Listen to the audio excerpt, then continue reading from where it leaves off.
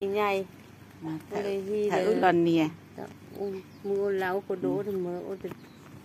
ta làm lúc quay ra đi thằng lần này thế nào tôi mặt thằng nhau là gọi là tiền mu mu na biết tiền kan biết bạc cái balni biết vậy sao đó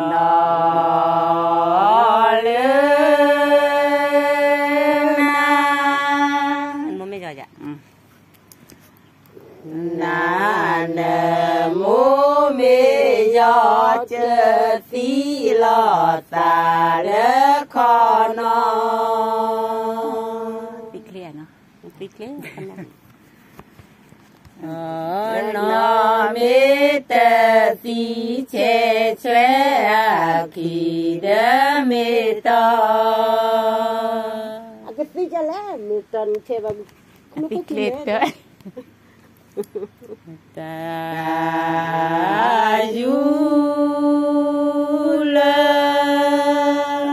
muốn được làm con đấy boy à boy là mù mê cơ bọc khoa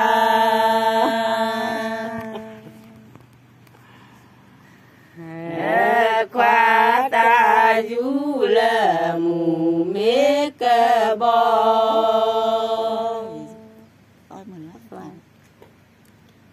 đó là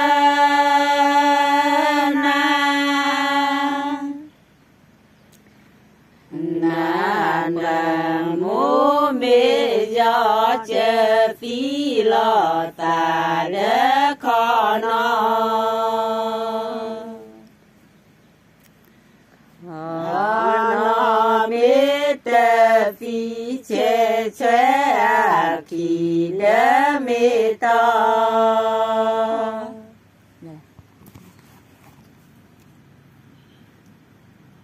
cho là lúc bà con đó cho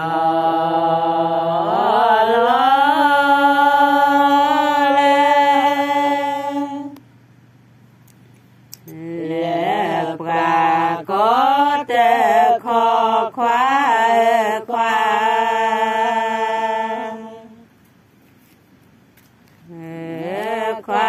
cho lo lệ bà có tê khó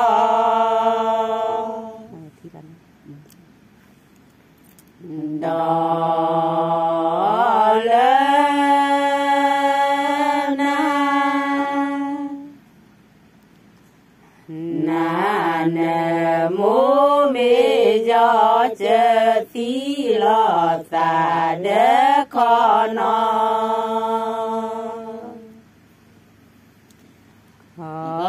nó mê tơ tí chê chê kỳ đỡ mê to